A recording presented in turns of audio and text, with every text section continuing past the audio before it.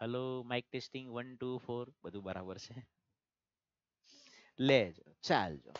તો આ તો બધી સ્લાઇડ આપણે જોઈ ચૂક્યા છીએ ગઈકાલે. આગળ વધતા રહીએ.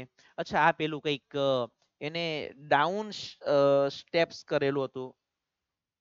કાટકું કંઈક ડાઉન ડાઉન ડાઉન વાળું something something something something something something began climbing down into the pit.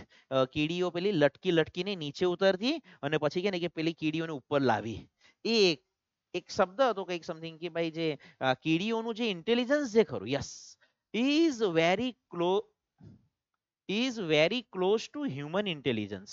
કીડીઓનું બુદ્ધિ ચાતુર્ય જે ખરું તે માણસના બુદ્ધિ ચાતુર્યની બહુ નજીક છે. કેવી રીતે? તો એક તો આપણે આ જોયેલું અમ્બ્રેલા એન્ટ્સ જોયેલું ને. હા અમ્બ્રેલા એન્ટ્સ આ પતી ગયેલું હતું. નેક્સ્ટ આપણે જોયું હતું ગ્રીન ફ્લાઈઝ. આ જોવાનું બાકી છે મને ખબર નહીં. Than there are ants. એવી આ અમ્બ્રેલા એન્ટ્સ ની એક વાત કરી કે છત્રીવાળી કીડી. છત્રીવાળી કીડી પછી કે ને કે એક આ પણ then there are ants that domesticate cows. Hello domesticate નો અર્થ એક થાય પાળવું. કે સાહેબ આને મને પાડી નાખ્યો. નહીં એ નહીં છોડી દો. પાળવું એના માટેનો સમાનાર્થી શબ્દ થાય ટુ ટેમ. કાઉઝ પણ સિંગલ કોટેશનમાં છે. મતલબ કે કંઈક આનો અલગ મિનિંગ નીકળે છે. ગાયને પાડે છે એવું નથી. એન્ડ મિલ્ક ધેમ એનું દૂધ પણ દોહી છે. મતલબ ગાયની વાત નથી. કંટ્રોલ આ બાજુ. What we have called cows are a kind of green fly. આવી આવે ગ્રીન ફ્લાય. આ પેલું ગુલાબનું ફૂલ છે કળી છે એની ઉપર આવી બધી નાની નાની નાની નાની હોય. These are found on rose leaves. ગુલાબના છોડ પર પાંદડા પર જોવા મળે. And on the leaves of beans. beans એટલે વટાણાને તો પીઝ કહેવાય. કઠોળ નજીક નજીક જ હતો. વટાણા કઠોળમાં ગણાય. હે મગ ચણા મગની દાળ. પાછું ઇન્ટરેસ્ટિંગ હે કે મગ પર ટેક્સ નહીં લાગે. કેમ તો કે મગ તો એગ્રીકલ્ચર પ્રોડક્ટ કહેવાય ને ખેતીવાડીમાં ની પ્રોડક્ટ કહેવાય. એમ મગની દાળ પર ટેક્સ લાગે આવું મને ધ્યાન છે. અચ્છા પણ મગની દાળ પર હાનો ટેક્સ? એના પર પ્રોસેસ થઈ ને સાહેબ. એમાં પ્રોસેસ શું થઈ? બે કટકા કર્યા ને પ્રોસેસ. ખેતરમાં કે ઝાડ પર કે છોડ પર મગની દાળ ઉગે નહીં ઉગે. નાળિયેર પર ટેક્સ નહીં મળે. નાળિયેર પર ટેક્સ કારણ કે એ તો ઝાડ પર ઉગે ને બેઠું એગ્રીકલ્ચર પ્રોડક્ટ. પણ નાળિયેરની જે પેલી વાટી ખરી ને કોપરું એના પર ટેક્સ કેવી રીતે સાહેબ? ફોયડું ને ટેક્સ. મેં કીધું ખતરનાક છે આ તો. અઘરો દે ગીવ આઉટ. એટલે કઠોળની વાત કરતા હતા. પેલું કઠોળમાં આખું હોય તો ટેક્સ નહીં લાગે. ચણા પર ટેક્સ નહીં લાગે. ચણાની દાળ પર ટેક્સ લાગે. They give out a sweet honey like liquid which the ants relish a lot. પાછળ ગ્લોસરીમાં અમે મીનિંગ આપ્યો છે. relish enjoy એને મજા લે છે એને માણે છે. સો ધ એન્ડ્સ આપણે પણ પેલી ચોકલેટ ફોડીને ખાધે કઈ પર્ક કે નહીં શું આવે નહીં 5 સ્ટાર. બસ એને રેલિશ કરો એન્જોય કરો. So the ants take this green flies to their nest. કીડીઓ આ ગ્રીન ફ્લાયને પોતાના દરમાં લઈ જાય એન્ડ કીપ ધેમ ધેર. એને ત્યાં રાખે જે રીતે આપણે ગાયને રાખીએ ભેંસને રાખીએ પાડીએ એના માટે તબેલો જેવું બનાવીએ. ધે ફીડ ધેમ. કીડીઓ જે ખરી આને ખાવાનું ખવડાવે. આપણે ગાય કે ભેંસને ચારો નાખીએ. Protect them from there enemies. કીડીઓ આનું દેખરેખ રાખે એના દુશ્મનોથી બચાવે. આપણે ગાય ભેંસને સાચવીએ. એન્ડ ધે મિલ્ક ધેમ. આપણે ગાય ભેંસને દોઈએ આ કીડીઓ જે ખરી આને દોઈ. ये कुछ ज्यादा हो गया. Pressing their sides gently. એમને આજુબાજુથી હળવે રહીને દબાવે. And making them give out their honey. અને એમનું મતલબ જ્યુસ જેવું નીકળે ખબર નહીં કાથી નીકળતું હોય. બહુ ખરાબ પાઠ. આગળ ચાલો. આહો કેવું કેવું બનાવવાનું આવેલા યાર. એન્ડ્સ વી આર ટોલ્ડ, અમને એવું કહેવામાં આવ્યું છે, લેખકો કહે છે કે સાયન્ટિસ્ટ લોકોએ અમને એવું કીધું છે કે એન્ડ્સ પ્લે ગેમ્સ, કીડીઓ રમત રમે, કબડ્ડી કબડ્ડી કબડ્ડી કબડ્ડી કબડ્ડી આઉટ એવું. નર્સ ધેર સિક, જે બીમાર પડી જાય એની દેખરેખ રાખે, નર્સ. નર્સ આ શબ્દ ક્રિયાપદ તરીકે છે, દેખરેખ રાખવી. એન્ડ બરી ધેર ડેડ, બરી એટલે દાટવું, જે મરી જાય કીડી તેને દાટે પણ અલ્લાહ તાલા ઉસકી રૂહ કો જન્નત બક્ષે, એવું જ ને? એવું જ એવું જ એવું જ. They see that, તેઓ ધ્યાન રાખે છે કે each one in the nest does its share of the work. નજર રાખે કે બધી કીડી બરાબર કામ કરતી છે ને, કોઈ આળસુની જેમ કે ને કે પડી તો નથી રહેલી ને એમ.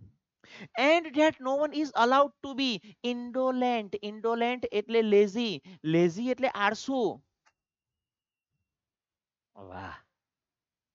All this suggest that, આ બધા પરથી એટલું ખબર પડે કે ants have highly developed social sense, એમની સામાજિક બુદ્ધિ જે ખરી બહુ વધારે પડતી વિકસિત છે.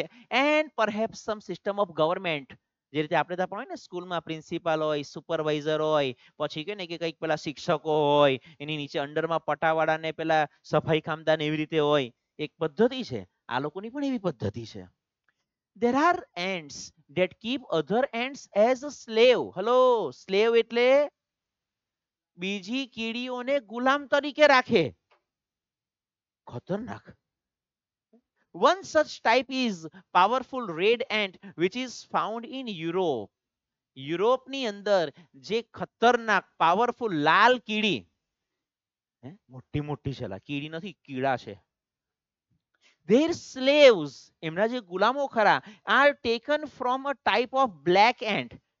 લાલ કીડી એમાં ચટકા જબરજસ્ત મારે. આ લાલ કીડી જે ખરી કાળી કીડીને એમાં પાછું રંગભેદ. તો એ કાળી કીડીને પોતાના ગુલામ તરીકે રાખે, which is smaller in size, જે એના કરતા કદમાં થોડી નાની હોય. When the red ants want slaves, જ્યારે લાલ કીડીઓને ગુલામની જરૂર હોય, નોકર કે મજૂરની વાત નથી કરતા, ગુલામ મતલબ કે પગાર નહીં આપવાનો, અમે કહીએ તે પ્રમાણે બધું કરવાનું, તો દે એમ્બ્યુઝ. એમ્બ્યુઝ નો અર્થ થશે એટેક. ગ્લોસરીમાં આપ્યું છે બેટા, જોઈ લઈ તો ખબર પડે. The nest of the black ants, કાળી કીડીઓના દર પર હુમલો કરે. And abduct. જુઓ જુઓ, ગ્લોસરી જોતા રહેવાનું અલા યાર. હે, carry off, take away. Take off નહીં હે કે ટેક અવે, કેરી ઓફ, ઉચકીને લઈ જાય. તમને નહીં હે કે સમ ઓફ ધેર એગ્સ, ઈંડા જ ઉચકીને લઈ જાય. જ્યારે બચ્ચું નીકળશે જન્મથી ગુલામી જ શીખવે એને. કીધું છે. When these eggs hatch in the red ant's nest, જ્યારે આ ઈંડા જે ખરા લાલ કીડીઓના દરમાં એને થોડું કે ને કે સેવવામાં આવે. હેચ નો અર્થ થાય સેવવું. The black ants which come out are treated as slaves. અંદરથી જે નાના નાના બચ્ચા નીકળે જન્મથી જ એને ગુલામી શીખવે. From their birth they are taught to obey. કીધું એટલું કરવાનું, સવાલ નહીં પૂછવાના. આજ બાળપણથી. They are compelled to drudgery. drudgery શબ્દ, compel means force, compulsory, force, drudgery. હે, એમને જન્મથી મજૂરી જ શીખવવામાં આવે, એમને દબાણ કરવામાં આવે કે મજૂરી જ કરવાની છે. They have even to carry about their masters on their backs. એમના માલિકોને પીઠ પર ઉચકીને હો ચાલવાનું. How surprisingly human. કેટલું આશ્ચર્યજનક રીતે માણસ જેવો જ છે. આપણે કા બીજા કોઈની પાસે ઉચકાવડાવતા છે. પેલા કોઈ ફરવાના એવા સ્થળ હોય ને ત્યાં જાય તો આપણે પેલું ઘોડા પર ને ગધેડા પર ને હાના હાના પર બેહીને જાય ને પછી પેલું કેવાય ઉચકીને હો જઈ જાય. પેલું મૂવીમાં પણ એવું બતાવેલું છે. અચ્છા, બહુ જોરદાર. The most ferocious, સૌથી વિકરાળ, સૌથી ખતરનાક. ferocious, વિકરાળ. Kind of ants are the driver. આના પર આપણને શોર્ટ નોટ પૂછાય. ડ્રાઈવર એન્ડ્સ પર શોર્ટ નોટ પૂછાય છે. ધ્યાન રાખજો, ધ્યાન રાખજો, ધ્યાન રાખજો. Driver ants of Africa. આફ્રિકાની જે આ ડ્રાઈવર એન્ડ્સ જેને કહેવાય છે ને, એ સૌથી ખતરનાક હોય. They have no fixed home. કોઈ ચોક્કસ ઘર જેવું એ લોકોનું હોતું જ નથી. But are always on the move. હંમેશા ચાલતી જ રહી, બળતે રહો. They are completely blind. આંધળી હોય. But they march. માર્ચ નો અર્થ થાય કૂચ. દાંડી માર્ચ, દાંડી કૂચ. ઇન લોંગ લાઇન્સ, લાંબીની લાંબી લાઈન. આ રીતે. આ તો થોડોક જ ભાગ છે. Many billions, millions along. હજારો ને લાખોની સંખ્યામાં કીડીઓ ચાલતી જ હોય. And they devour any animal. Devour મતલબ ઈટ અપ, ખાઈ જવું, ઓહ્યા કરી જવું. Any animal that happens to be in their path. રસ્તામાં જે પ્રાણી આવે સુપડા સાફ કરી નાખે એના. Even large animals like tigers and elephants live in fear of them. આ જો હાથીને ધ્યાનથી જુઓ ને તો અડધો હાથી ખવાઈ ગયેલો છે. પાછળનો ભાગ જે ખરો કીડીનો દર જ છે આખો, એટલે અડધો ખાઈને પૂરો કરી નાખે, બાકીનો અડધો બીજે દિવસે ખાવું કે સુપડા સાફ કરી નાખે. મરેલો હાથી છે. કાં ગયું. Elephants live in fear of them. Often if a python, અજગર. Unable to move after swallowing. નિયમ પ્રમાણે વેન, વાઇલ, આફ્ટર, બિફોર, પછી તરત જ આઈએનજી વાળું ક્રિયાપદ. આ એક વાત. બીજી વસ્તુ, સ્વેલો શબ્દનો અર્થ થાય ગળી જવું. હિસ ડિનર, કંઈક સરસ મજાનું ઘેટું બકરું ગળી ગયું હોય, અજગર, અને પછી પડેલો હોય કોઈ જગ્યા પર. Happens to be in the path of the marching lines. અને એમાં જો વચ્ચે આ કીડીઓ જો કશે ત્યાંથી પસાર થતી હોય, અજગર હો સાફ, ધેન ધીસ ક્રીચર્સ ઈટ. આ કીડીઓ ખાઈ જાય. બોથ, બંનેને. ધ પાયથન, અજગરને હો ખાઈ જાય. And the animal in its stomach. એના પેટમાં, જઠરમાં જે પેલું પ્રાણી હોય એને હો સુપડા સાફ કરી જાય. ઓયા, થઈ ગયું આજનું ડિનર. મજા આવી ગઈ. The villagers of Africa tell stories about babies who have been eaten. Hello, have been eaten. આટલું જે વાક્ય ખરું આ પેસિવ વોઇસ નું છે. By ends. હેલો, કીડીઓ બાળકને ખાઈ ગઈ હોય. ખતરનાક. And this stories May well be true. અને આ સ્ટોરીઓ સાચી લાગે છે, કારણ કે સાલો હાથીને ખાઈ જાય તો નાનું બચ્ચું ને તો શું કરતા હોય એ લોકો. છોકરું કદાચ કે ને કે બહાર રમ્યા કરતું હોય, ના કે મમ્મી કે ને કે કદાચ ખેતરમાં કામ કરતા હોય, ત્યાંથી જો પસાર બસાર થાય, સુપડા સાફ, કોયરું હોદેલું નહીં મળે કે તો હે નસીબ. When an army of the driver ants enters the house. જો કદાચ કોઈના ઘરમાં જો આ કીડીઓ ત્યાંથી પસાર થતી હોય ને જો કીડીઓ આવી જાય, the people flee. ભાગી જવું. રન અવે. into the forest. લોકો ઘર છોડીને જંગલમાં જતા રહી. and stay there until the ants have passed. કીડીઓ જ્યાં સુધી પસાર નહીં થઈ જાય, કારણ કે લાખોની સંખ્યામાં કીડીઓ આવતી હોય, જ્યાં સુધી બધી કીડીઓ પસાર નહીં થઈ જાય ત્યાં સુધી એ લોકો જંગલમાં જ રહી, કે આપણે અહીંયા સેફ છે, જંગલમાં સેફ, ઘરમાં અસુરક્ષિત છીએ. When the people come back. જ્યારે એ લોકો આવે છે, they find that every insect and spider in the house has been cleared away. કંઈ છોડે નહીં.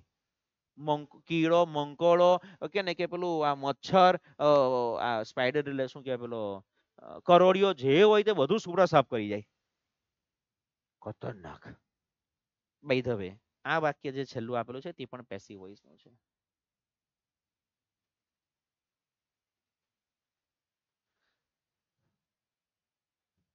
ઓકે, સો આની સાથે આપણો પાઠ પૂરો થાય. હા, એક પેલી જે પોએમ જે એક ખરી નાનકડી, એ પણ જોઈ લઈએ, આની સાથે જ. અને સ્પેલિંગ આપણે લખવાના રહેશે, એ જરા ખાસ કાળજી રાખજો.